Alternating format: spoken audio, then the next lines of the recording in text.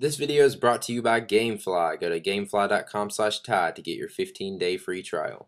What's up, guys? In this video I'm going to be showing you what's in my dock.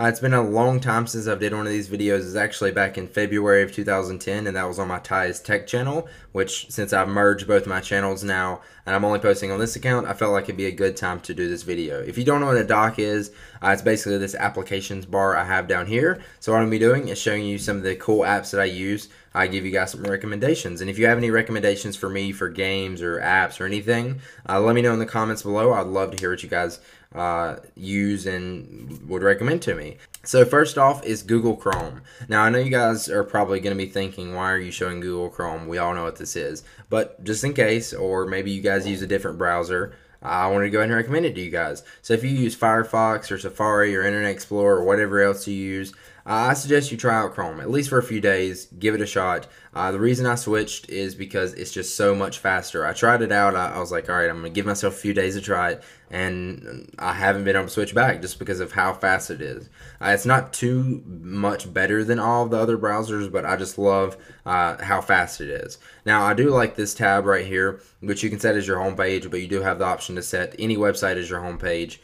But I like this because it shows your most visited sites, and all you have to do is click on them and it will go straight to the website. You can open up a new tab, which that shows the same page. You can have your apps here, which, as you see, I don't have actually any apps installed, but if you click right here, you can go to the Chrome Web Store, which there is a ton of apps in here, even Angry Birds.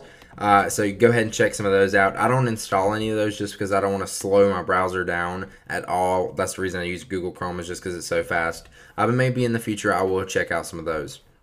But I just like to keep my browser fast. And then you also got recently closed down here, which is cool to see any pages that you just recently closed out that you want to open back up. Other than that, it's just a fast browser. It's just like any other one, but I just love it just because it's so fast. So that's a recommendation. Just go check out Chrome for just a few days. So next thing is Twitter. If you guys don't use Twitter, you probably aren't going to care about this, but I love the official Twitter app. Just go ahead and search it in your Mac App Store. Again, or actually I don't think I said this, but I'll give you guys links below the video in the description to download all of these. Unless I can't find it, then just go search Google.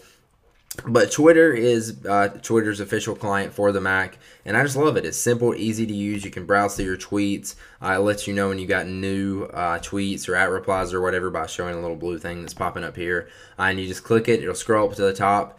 You got your @replies here. You got your direct messages, which I'm not going to click on. It looks the same thing. You got lists, which I don't even use on Twitter. You got your profile, where you can see your tweets, your @replies, your favorites, and your profile, and then you can even edit your profile from there. And then you also got search. Now, the reason I like this, you guys know, or probably may not know, I have two Twitter accounts, Ty's iPhone Help and Ty Moss, and it actually gives you support for multiple accounts. So I really like that. You got a little tweet button down here where you can post a new tweet. Let's say I typed, hey, blah, blah, blah, blah, blah, blah, and I wanted to say something, and I was like, oh, crap, I typed it on Ty's iPhone Help. All I have to do is click right there, switch over to my Ty Moss account. So I really like that, but most of you guys probably don't have multiple Twitter accounts like I do. But in case you do, I recommend the Twitter official app. It's just so easy to use. It's simple. I like it, and it just works. I just like the simplicity of it, basically. I like the layout of it. There are tons and tons and tons of Twitter apps out there that you guys can check out, and has way more features, but I just like this one.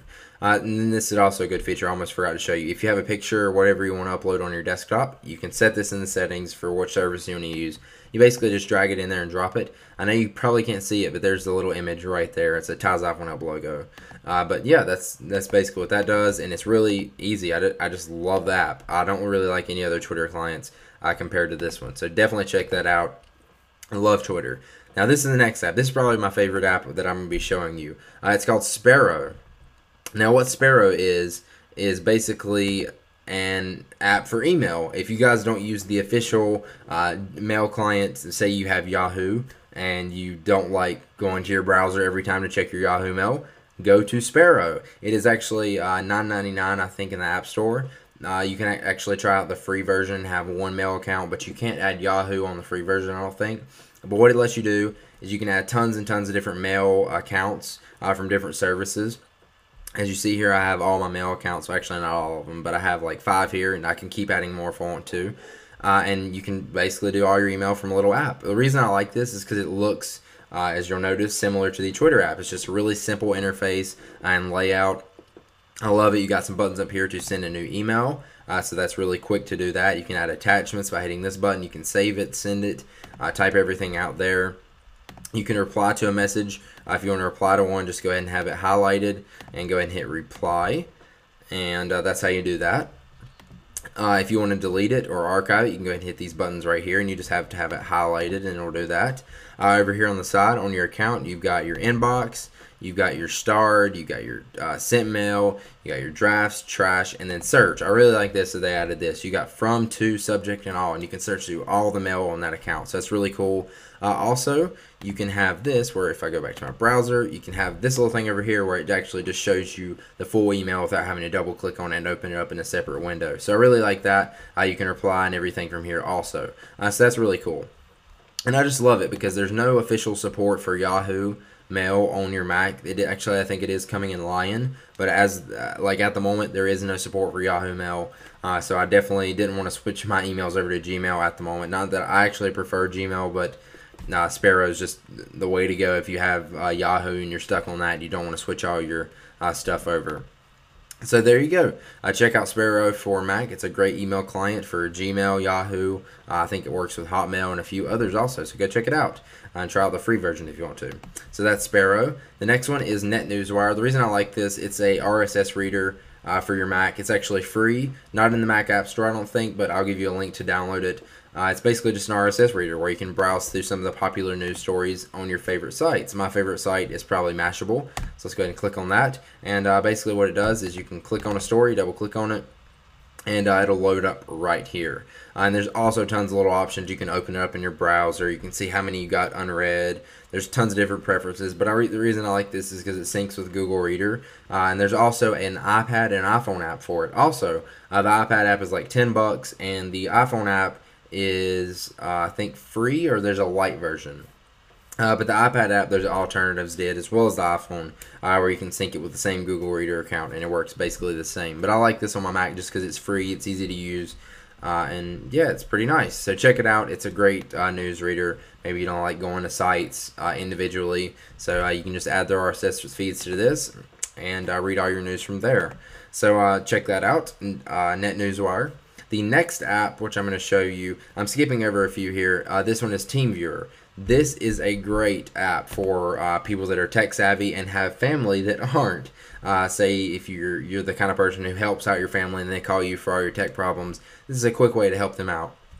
Basically, what you do is you can connect to your partner. All they have to give you is this little code right here, your ID and password. So you add that, hit connect to partner. I'm actually got theirs typed in here, and I'm actually just doing the computer that's right beside me. So let me type in the password, hit log in, and it will pull my computer that's sitting right beside me up, so you guys can see that. I've got my computer right there, and basically what I'm doing is controlling it, and I can do whatever I want, just like I'm sitting right in front of the computer. So if you don't want to sit there and explain to them over the phone, yeah, you need to move this file, you need to move that file, you need to do this, go ahead and do it right from their computer. And it's really easy to use. It's free. Check it out. There's a lot of alternatives to it, but this is definitely good for just personal use, and I use it a lot when I'm doing stuff with people online. The next app, which I can actually show you, is called ScreenFlow. And that's actually what I'm using in this video right now. So I'm using this to record my screen. It's really nice. It's actually, you can edit videos with it too. You don't have to record your screen with it. For an example, Soldier Knows Best, most of you guys probably know him. He actually uses ScreenFlow in I think all his videos, so he does really well with it. I'm not that great with ScreenFlow. I'm trying to learn with it a little bit, but yeah, if you like how the style of his editing on his videos, this is what he uses for it. Of course, he's a little bit more advanced than I am, but yeah, great screen recorder. I think it is a paid app, so you'll have to go search for it. I can't remember. I've had it for so long. But yeah, it works really great, and I love it, but I'm recording with it right now, so I can't really show you. The next app, if you're wondering why I have two iMovies right here, one of them's 08 and one of them's 09, and I like some features in both, depending on what kind of video I'm editing, but I normally don't edit on this computer anyway. Next app, of course, how to download it, Angry Birds. So Angry Birds, if you haven't played it, if you've been living under a rock, Angry Birds is a game where you throw your little Angry Birds, and they try to get their eggs back from the mean pigs. I'll show you a few levels. I don't want to spend too much time on this. Basically, you just shoot these little birds in a slingshot, and you try to kill the little green thing, and you get points for it. You try to beat your high scores. You try to get 3 stars on each level by getting a certain number of points, and that's basically how it works. And it may seem stupid to you at first, but I'm telling you, try it out on your iPhone, your iPad, or whatever you got, maybe even your Mac. Or as I was saying before, I don't actually recommend checking this app out in the App Store. It's actually, I think, $5. But if you go to the Chrome Web Store, if you're using Google Chrome like I recommend to you, you can go ahead and try out Angry Birds for free in the Chrome Web Store. So that's all I'm going to play of that. That's basically the game. I'm not going to recommend it to you too much because I don't want you guys to get stuck into it and blame me because you're not doing anything productive, because I've been there, I know. So go ahead and check out Angry Birds for your Mac. The next app, which is actually something somebody recommended to me on my Facebook fan page, is called A Monster Ate My Homework. It's not an amazing game. It's kind of stupid, just like Angry Birds is, but it's really addictive, and I found myself playing it for a while once I actually played it. It is free in the Mac App Store. I'll go ahead and take you through a few levels. Basically, what you're trying to do is you want to knock off these monsters, which is right there, off the little cardboard boxes, and you want to keep your books on it, as well as the apple if those are on the levels. I don't know if those are on every level or not, but basically you try to kill these monsters. You can rotate the screen by hitting the left and right arrow keys to knock these off to make it easier to hit them. You can shoot as many of these little balls as you want. And that's basically what your goal is. You have 3 books on each level. I'm not sure if it goes up, or I know it does get harder, but I'm not sure if they add any more books as you go up in levels. I haven't gotten that far. I did actually go a pretty good ways in the game, so it does have a lot of levels. But yeah, that's basically the gist of it. You try to knock these off. You can use as many balls as you want, and you try to not knock off all 3 of your things. So there, I knocked it off. You'll see what I'm talking about here in a second. So there we go. I got -1 there, and I only got 2 out of 3 stars. So if you knock off all 3 of your little books, you're not going to pass the level, and you'll have to try it over again. And it gets a little bit more advanced and a little bit more complicated. I'll probably knock this one off right there. Yep. But you actually only need 1 of these to pass the level. And that's basically what it is. It gets more complicated, and they stack stuff up higher. So you see right here, they're stacking this on top of me, trying to make it a little bit more confusing for me. But I got this. And of course, I knock off the books. Let's see if I can get this one to fade at the bottom. Oh yeah. So there we go. I'm not going to sit here and play it. I actually sit here and played this for about 45 minutes. And it was pretty cool. It's a free app, so check it out. A Monster Ate My Homework. Thank you to the person who recommended this to me. So that's Monster Ate My Homework. The next app that I'm going to show you, probably the most useful app that I have on my Mac that I use the most. It's called Drop Copy. You need this on both computers. You actually do need multiple computers for this. I'm not sure if they have it on Windows. I doubt they do. But basically what this is a little, like, kind of looks like a black hole up in the top left of your screen. You can move this around wherever you want. But I like to have it right up there, just kind of out of the way. And what it lets you do, let's say you want to drag a file from this computer to this computer, and you don't want to have to upload it to like Mega Upload or something like that and then download it. You can just basically drag over to here, and you see my computer right there, and you drop it. And that's how easy it is, and it goes pretty quick. You can send all types of files, and it's really simple. I love it. I use it all the time, especially when I'm doing little things on my computer and I need to switch, or this computer is about to die and I want to move over to this computer and continue whatever work I'm doing. And I'll show you what it does. If I drag and drop this, I'm drag and dropping it from this computer to this computer now. So you see it gives you a little pop-up. You can hit the little blue arrow, and it shows you where in your computer it dropped. And that's basically it. It's really simple. It's a quick way to drop files from one computer to the next. And I think it is free. It is free, actually. And I got it from the Mac App Store, so go ahead and check that out. I definitely recommend it if you have multiple computers. The next app is Facebook Pro. And this app is actually an app that runs right here in your top bar, and it's just basically a quick way to browse through your Facebook feed. You can see all your news feeds and everything like that, your profile, see what people are saying on there. You can see all your friends. There was a chat on here, but it's actually not working correctly, I don't think. You can see your messages. I'm not going to click on that just because there's people's phone numbers and stuff in there that I can't let you guys see. You got your preferences, which really isn't anything. You can basically just quit it or set to open it or log in. But it's a pretty cool app to quickly browse through your Facebook feed if you don't want to spend a ton of time on Facebook and get sucked into it. I'm not too big of a Facebook fan, but I do use it for my Facebook fan page and talking to my friends and family. That's about it. So yeah, which is kind of what everybody uses it for. What am I talking about? Unless you're one of those people who play Farmville all the time. The next one is Growl Voice, which is another app that opens up here in the top bar. This is for Google Voice. I actually just downloaded this today, and it's basically a way to browse through your Google Voice inbox. You can send text messages straight from here, from your Google Voice number, and you can also place calls.